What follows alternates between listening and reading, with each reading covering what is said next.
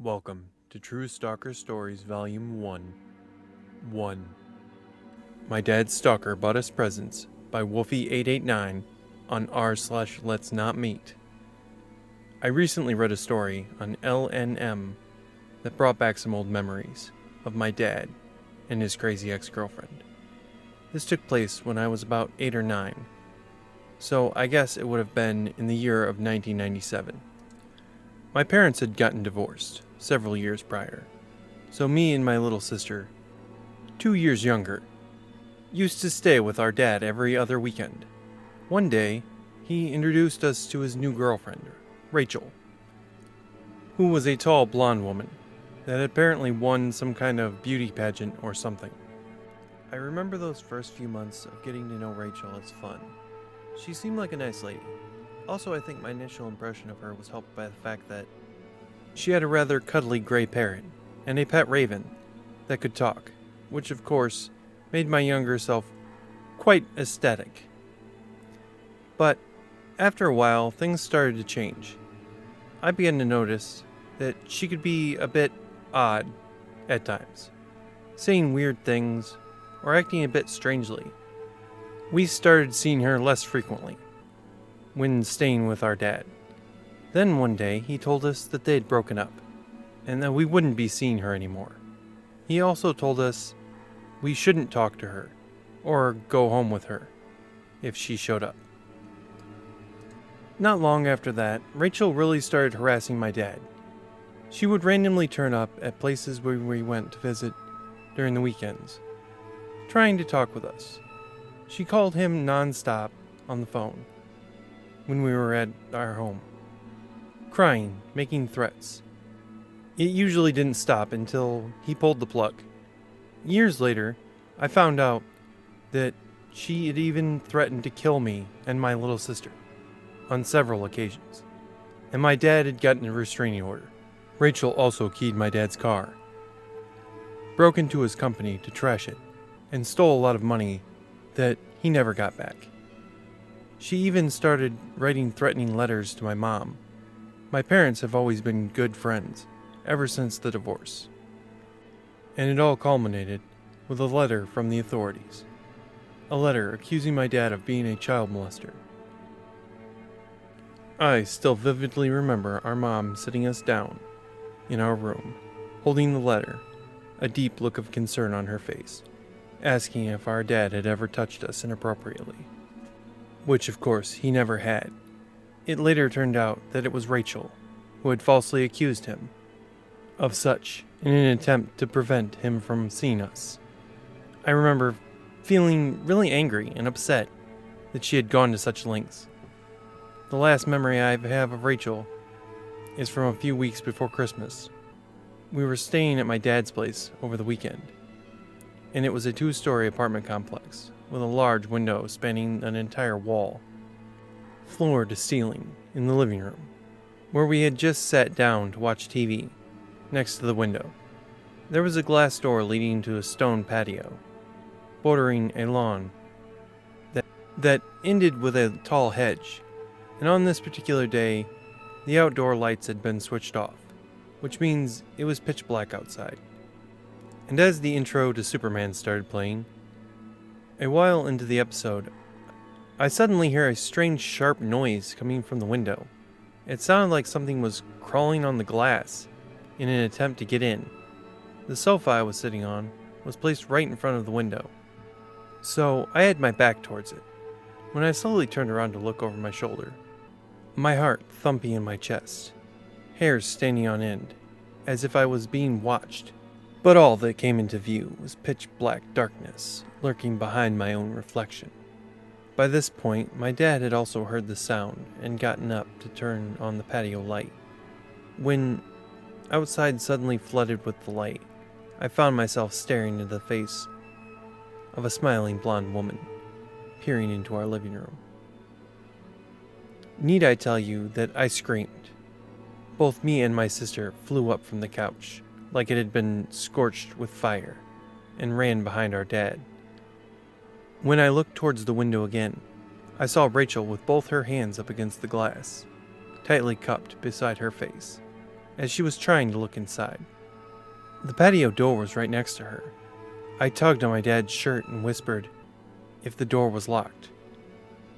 When she reached towards the handle, that millisecond of doubt flashed across my dad's face still haunts me till this day.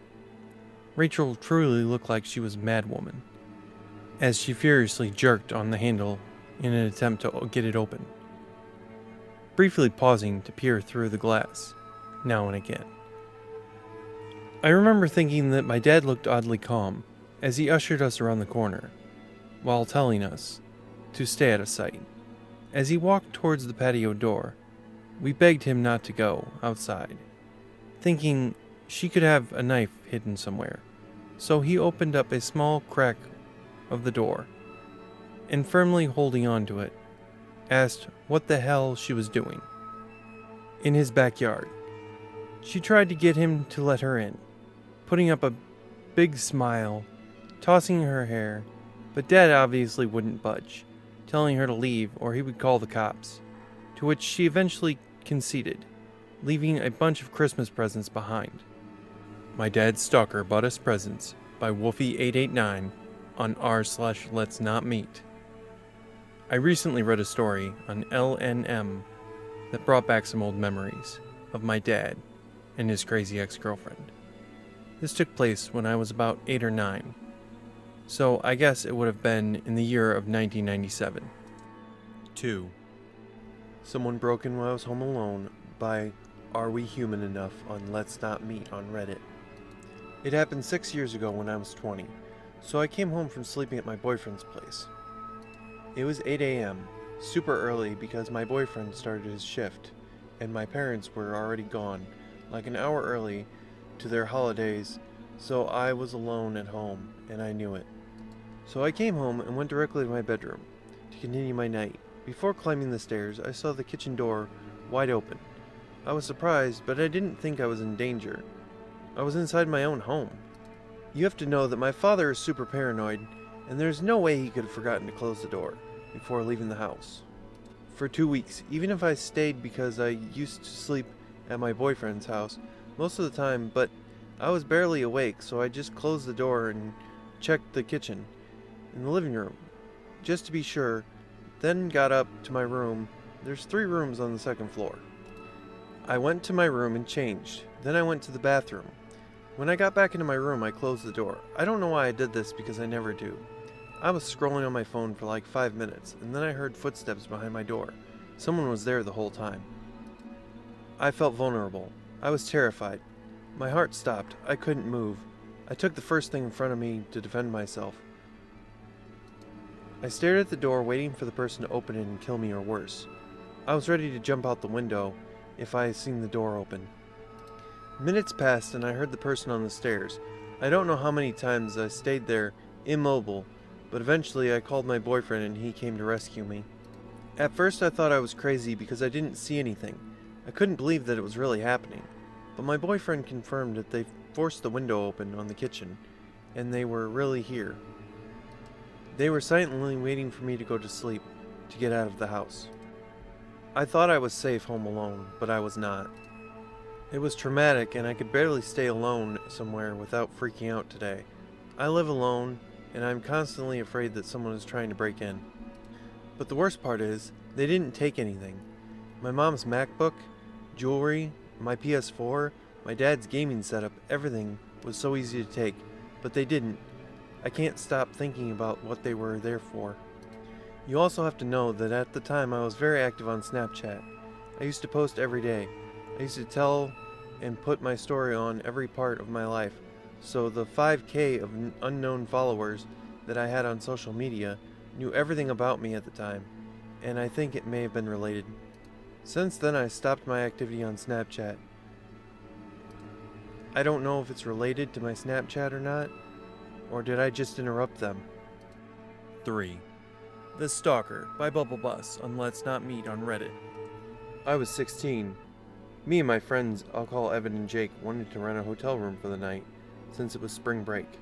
We got to the hotel and checked in. It had a really funny smell, but we stayed there. Once we got to our room, it was about 3 p.m. so we decided to go swimming. The pool was downstairs, and separate from the hotel. Once we got into the entrance, there was a man that was at least 6'3", in all black, with a hood covering his face, facing us. I panicked a little bit, but not out loud. We got in the pool and swam for a few hours until we saw the man in black again, sitting by the pool. I cleared my throat. Can I help you, sir? No response. I was still paranoid.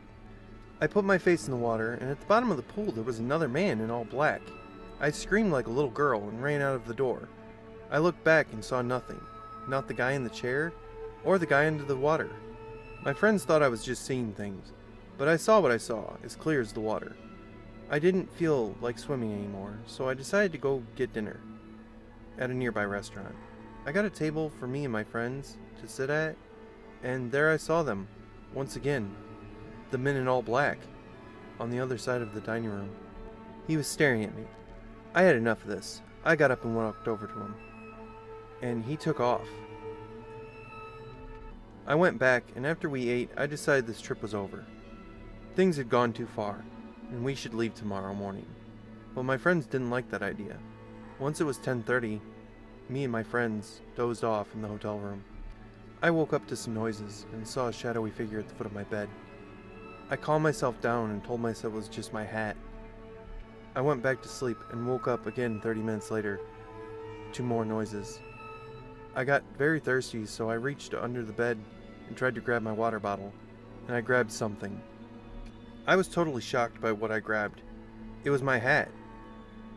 I was now more scared than ever. I couldn't help but scream at the top of my lungs, and I heard a voice in my ear. I jumped out of bed and realized the two men in black were right there. I tried to fight them, but it was no use. They grabbed me and dragged me out of the room. I tried to scream, but the guys covered my mouth.